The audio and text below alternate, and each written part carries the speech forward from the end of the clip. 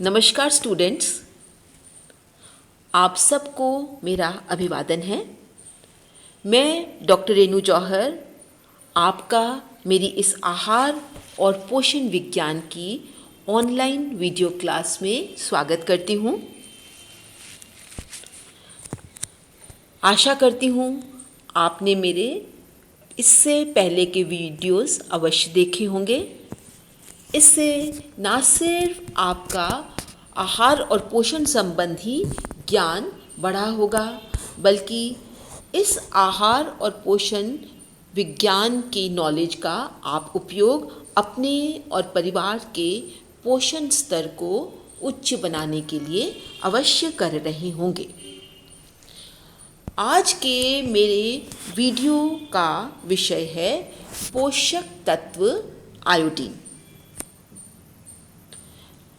Iodine विषय क्योंकि बहुत विस्तृत है, इसके साथ साथ हमारे स्वास्थ्य के लिए, हमारी जीवन की गुणवत्ता बनाए रखने के लिए यह अत्यंत ही आवश्यक खनिज लवण है। इसलिए यह पोषण की दृष्टि से बहुत ही इम्पॉर्टेंट है। इस कारण मैंने इस पोषक तत्व के विभिन्न पहलुओं या एस्पेक्ट्स को एक श्रृंखला के रूप में प्रस्तुत किया है। आज इस श्रृंखला का पहला भाग प्रस्तुत है। बच्चों, आयोडीन का नाम लेते ही आपके मस्तिष्क में दो बातें आती हैं। पहली, नमक। आमतौर पे हम आयोडीन और नमक को एक दूसरे का पूरक या कह सकते हैं कई बार पर्यायवाची भी मान लेते हैं। ऐसा इसलिए क्योंकि आज के परिप्रेक्ष्य में बाजार में उपलब्ध अधिकांश नमक आयोडीन से फोर्टिफाइड या आप कह सकते हैं दृढ़ीकृत होता है। हालांकि हमारे आहार में आयोडीन के कई अन्य स्रोत हो सकते हैं, जैसा कि आप इस स्लाइड में देख रहे हैं, परंतु हमारे आहार में आयोडीन का मुख्य स्रोत नमक ही है। दूसरी बात जो आयोडीन का नाम लेते ही आपके दिमाग में आती है वो है गॉइटर, क्योंकि आयोडीन की कमी से घेंगा या गलगंड या जिसे हम गॉइटर कहते हैं, यह रोग हो जाता है, जो ना सिर्फ हमारे शारीरिक स्वास्थ्य पर बल्कि हमारे मानसिक स्वास्थ्य और जीवन की गुणवत्ता पर बहुत अधिक नकारात्मक प्रभाव डालता है। आज का वीडियो जो आयोडीन श्रृंखला का भाग 1 है, में आपको मैं आयोडीन का परिचय और महत्व तथा उसके शारीरिक कार्यों के बारे में विस्तृत रूप से बताऊंगी। बच्चों, हमारे स्वस्थ जीवन के लिए आयोडीन अत्यंत ही आवश्यक खनिज लवण है। आयोडीन शरीर और मस्तिष्क दोनों की सामान्य वृद्धि और विकास के लिए अति आवश्यक है। यद्यपि शरीर में इसकी आवश्यकता हमें प्रतिदिन बहुत कम मात्रा में होती है। कम मात्रा में होती है क्योंकि यह एक सूक्ष्म खनिज लवण है तथा दैनिक रूप से हमें इसकी ज़रूरत सिर्फ 100 से 150 माइक्रोग्राम ही होती है। कुछ विशेष शारीरिक अवस्थाओं जैसे गर्भावस्था, धात्रीवस्था, शैशवावस्था और स्कूल जाने वाले बच्चों की अवस्था में इसकी मांग थोड़ी बढ़ जाती है, क्योंकि इन विशेष शारीरिक स्थितियों में हमारे शरीर में कई वृद्धि और विकास संबंधी परिवर्तन आते हैं।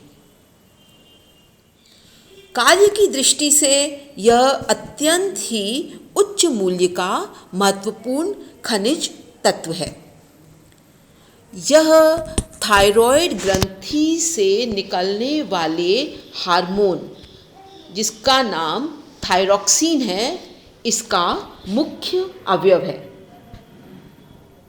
बच्चों, थायरॉक्सिन हार्मोन का मुख्य अवयव आयोडीन ही है। यह हार्मोन शरीर के विभिन्न मानसिक और शारीरिक गतिविधियों को नियमित करने में महत्वपूर्ण योगदान देता है। इसकी कमी से शारीरिक एवं मानसिक वृद्धि बाधित हो जाती है। वयस्कों में इसकी कमी से गलगंड, ये गलत लिखा गया है बच्चों, गलगंड, जिसको कि हम घेंगा रोग भी कहते हैं या गॉइटर रोग कहते हैं, वो हो जाता है। बच्चों में इसकी कमी से होने वाला रोग क्रेटिनिज्म रोग कहलाता है। इसके अतिरिक्त वयस्कों में इसकी कमी से होने वाला एक और रोग है माइक्सीडीमा। थायराइड ग्रंथि गले के आगे के भाग में उपस्थित होती है, जैसा कि आप इस स्लाइड में देख रहे हैं। इस स्लाइड में आपको थायराइड ग्रंथि, जो कि थायरॉक्सिन हार्मोन का निर्माण करती है, और थायरॉक्सिन हार्मोन जिसका मुख्य अवयव आयोडीन है, उसका चित्र दिखाया गया है। थायराइड ग्रंथि गले के अधोभाग में स्वर यंत्र यानी लैरिंक्स और श्वास नली यानी ट्रैकिया के बीच स्थित होती है। यह द्विपिंडकीय या बाइलोब्ड होती है, जैसा कि आप इस चित्र में देख रहे हैं। इसके 2 पिंड या लोब्स हैं। दोनों ही पिंड आपस में एक पतले सेतु से या ब्रिज से जुड़े होते हैं। इस ग्रंथि का आकार तितली नुमा होता है, यानी जैसे तितली के 2 पंख होते हैं, वैसे ही इसके भी 2 लोब्स होते हैं। इसलिए इसे कहा जाता है कि इसका आकार तितली नुमा होता है। थायराइड ग्रंथि थायरॉक्सिन हार्मोन का निर्माण करती है।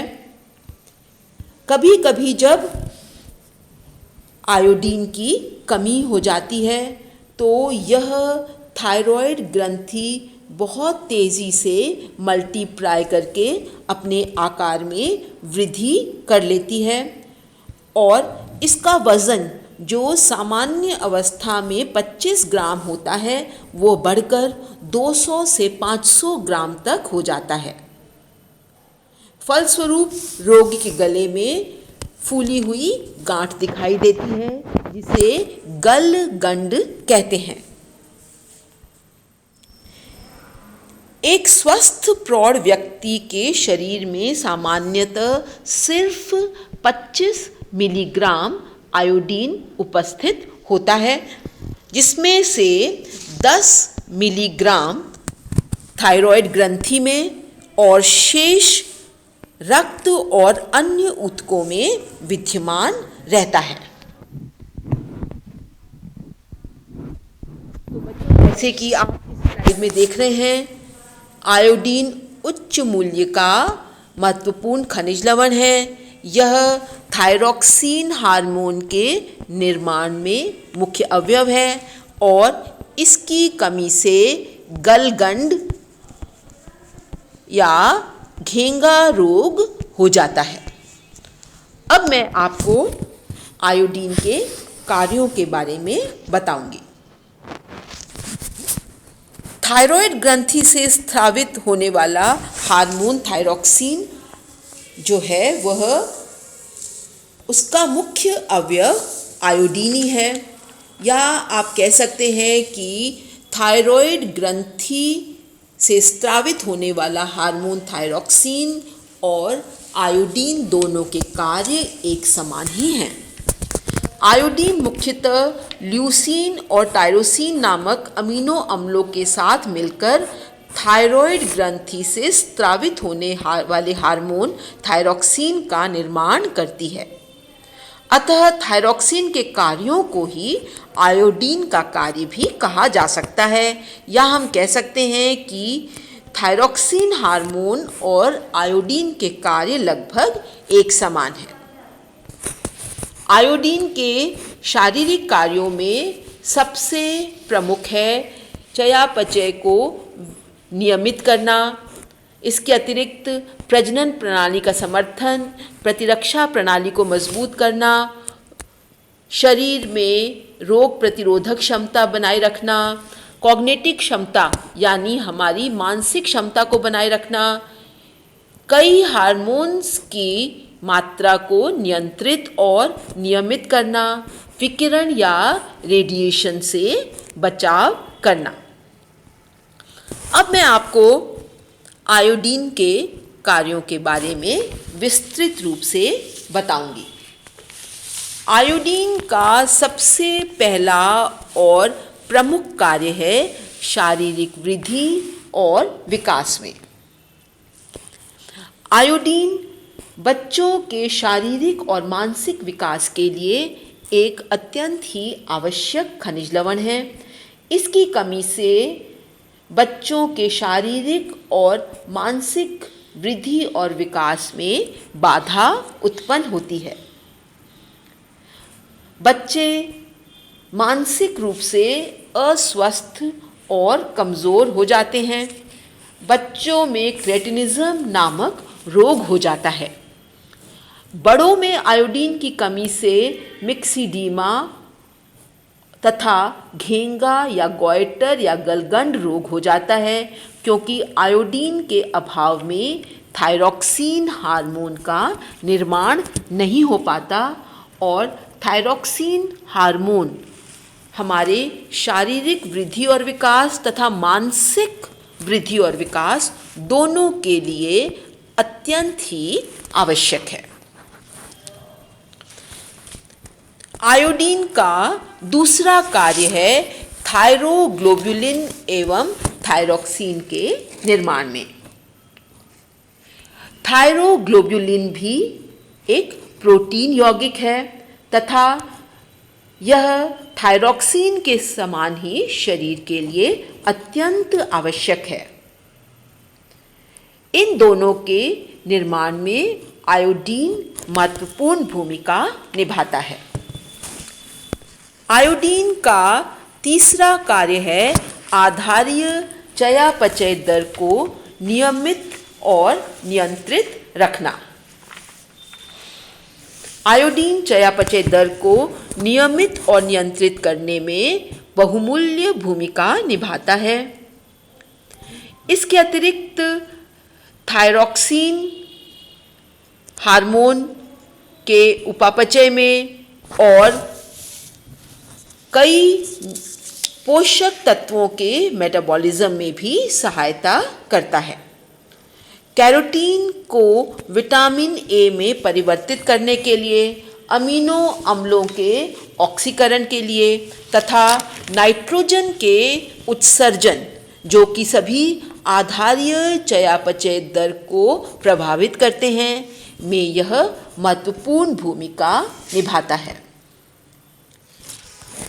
आयोडीन का तीसरा महत्वपूर्ण कार्य है धात्री माता के दुग्ध निर्माण में। आयोडीन धात्री माता के दुग्ध निर्माण के लिए अति आवश्यक है। इसकी कमी से दुग्ध निर्माण की मात्रा कम हो जाती है, या आप कह सकते हैं दुग्ध संश्लेषण पर्याप्त मात्रा में नहीं होता। आयोडीन का अगला कार्य है मांसपेशियों के संकुचन को नियमित और नियंत्रित करने में सहायक।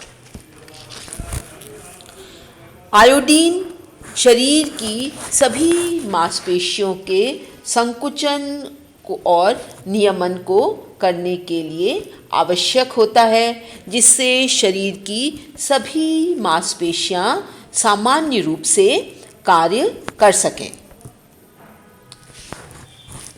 शिशु के मानसिक विकास में भी आयोडीन महत्वपूर्ण भूमिका निभाता है।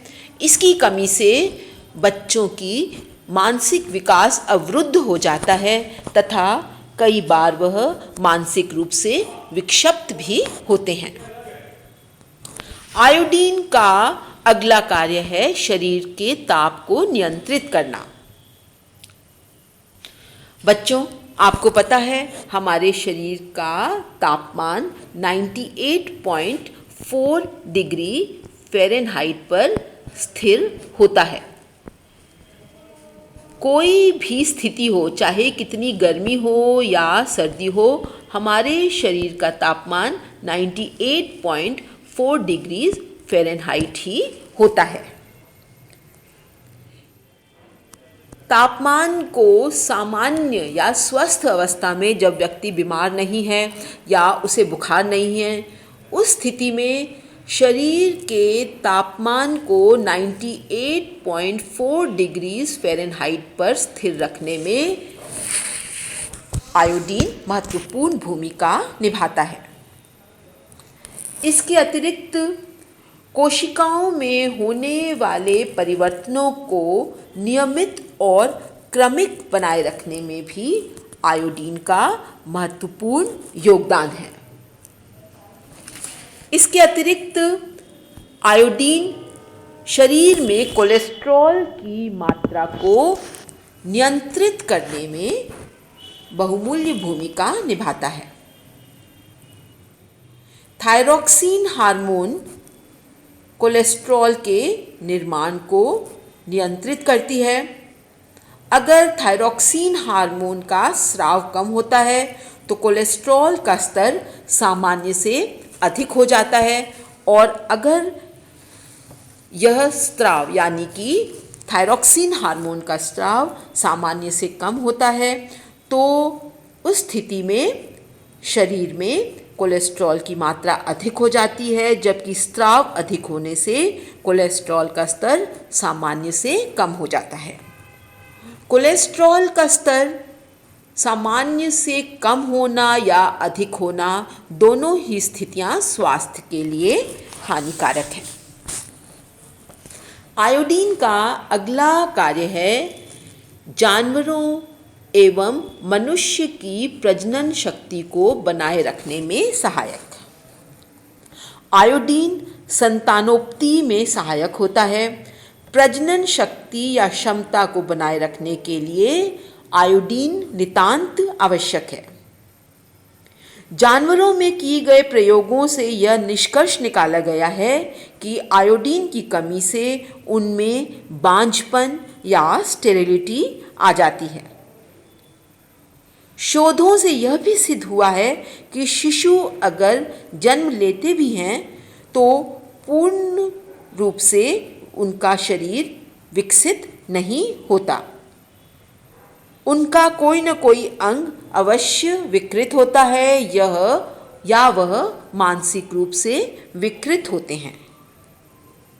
इसका कारण है आयोडीन की कमी होना, जो कि सामान्यतः अगर गर्भवती स्त्री में आयोडीन की कमी होती है तो शिशु में मानसिक और शारीरिक दुर्बलता, या आप कह सकते हैं कि उसमें विक्षिप्तता पाई जाती है।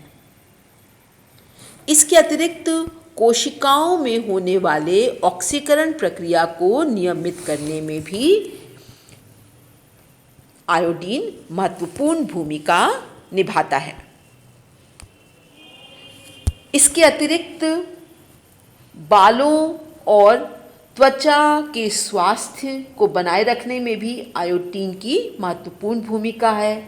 इसकी कमी से बाल झड़ने लगते हैं, नए नहीं आते तथा त्वचा का रंग काला पड़ जाता है और उसकी कांतिमयता समाप्त हो जाती है, या हम कह सकते हैं कि त्वचा कांतिहीन हो जाती है।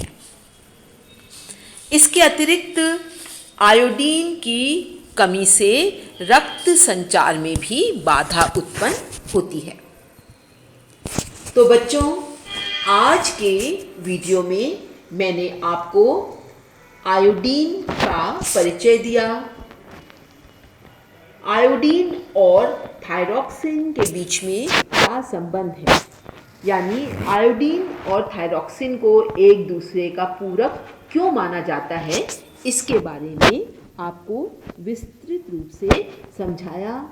इसके अतिरिक्त आयोडीन, जो कि एक सूक्ष्म खनिज लवण होते हुए भी शरीर में कितने अधिक महत्वपूर्ण कार्य करता है, उसके बारे में विस्तृत रूप से बताया। जैसा कि आप इन स्लाइड्स में देख रहे हैं, आयोडीन के कितने अधिक हमारे शरीर में कार्य हैं।